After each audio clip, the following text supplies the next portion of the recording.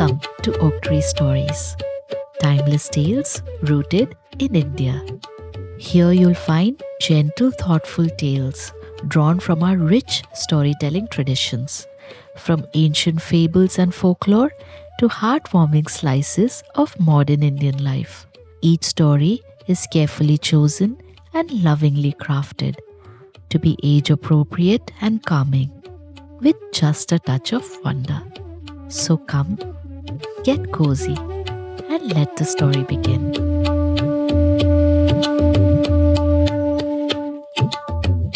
Hi, I'm Shalini, your storyteller. Before we begin today's story, let me tell you about something very exciting. At Oak Tree Stories, we now create personalized stories where you become part of the adventure. Stories filled with your name, your favorite places, the people you love, and sometimes even your pets. So if you've ever wanted to hear your own story unfold, you can ask a grown-up to visit www.oaktreebooks.in/Oak Tree Stories and find out how to create one just for you. And now for today's story.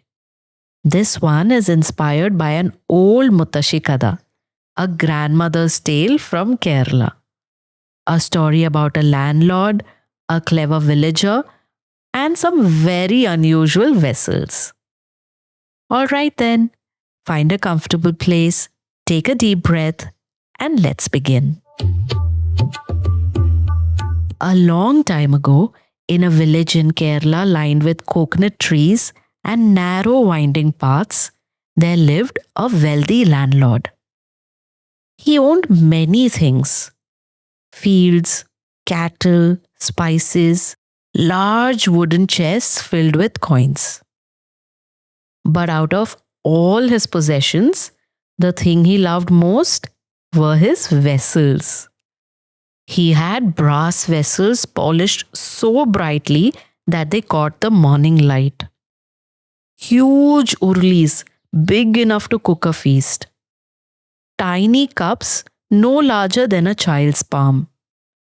Tall water pots, heavy serving dishes, rows and rows of them.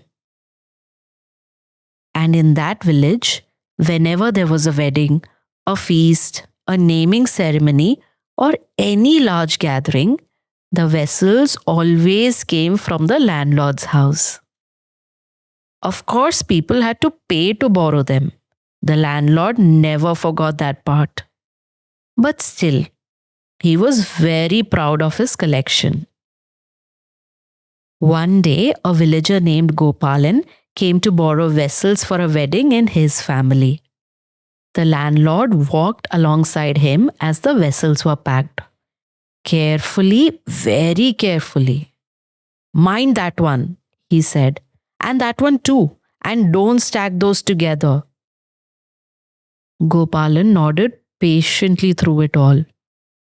A few days later, he returned the vessels. The landlord stood at the entrance, counting each one carefully as they were unloaded. 1, 2, 3, 4. Then suddenly, he paused. There were extra vessels. Small ones, tiny, shining little bowls and cups that he had never seen before. The landlord frowned. "These are not mine," he said. The landlord picked up one of the tiny bowls. "Where did these come from?" Gopalan lowered his voice slightly. "Well," he said, "some of your vessels were pregnant." The landlord blinked. "Pregnant?" Gopalan nodded seriously. "Yes, they gave birth in my house." He gestured towards the tiny vessels. "These are the babies." For a moment, the landlord simply stared at them. He knew perfectly well that vessels could not give birth. Of course they could not. But he looked again at the extra vessels. They were nice vessels, and they were now his. Slowly, the landlord cleared his throat. He said, "Well, these things happen, I suppose." Gopalan nodded solemnly. "Yes, nature is mysterious." And with that, he left. The landlord carried the tiny vessels inside himself. He polished them, arranged them proudly, and every now and then he smiled to himself. A month later, Gopalan returned. "There is another function in my house," he said. "I would like to borrow the vessels again." This time, the landlord agreed immediately. He even added a few extra vessels himself, just in case. As Gopalan walked away with them, the landlord stood at the gate imagining what might happen next. Perhaps more tiny vessels would be born this time. Perhaps entire sets. Perhaps he would soon own the largest collection of vessels in all of Kerala. Days passed, then more days, but Gopalan did not return. At first, the landlord remained patient. After all, these things took time. But after 2 weeks, he began pacing. After 3 weeks, he became restless. And after a month, he could bear it no longer. The landlord marched all the way to Gopalan's house. "Where are my vessels?" he demanded. Gopalan looked up sadly. "Ah," he said quietly, "the vessels." "What about them?"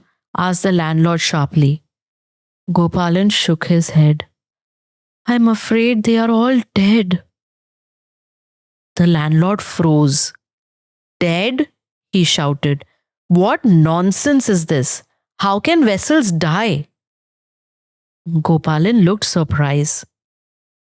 "How can they die?" he repeated. Then gently he said, "Well, if vessels can give birth, surely they can die too, right?" The landlord opened his mouth, then closed it again. Because really, what could he say? After all, he had believed the first story gladly enough.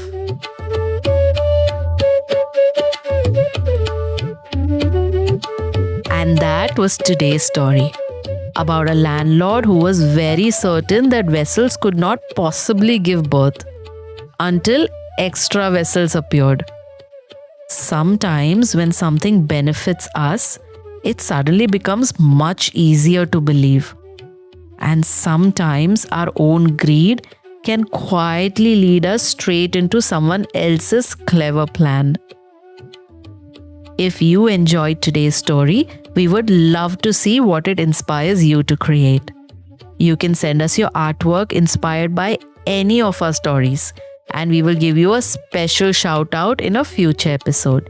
And share your artwork on our social media pages. Just visit www.oaktreebooks.in/Oak Tree Stories to send us your artwork. And don't forget, you can ask a grown-up to follow Oak Tree Stories on our social media pages so that you never miss a new story.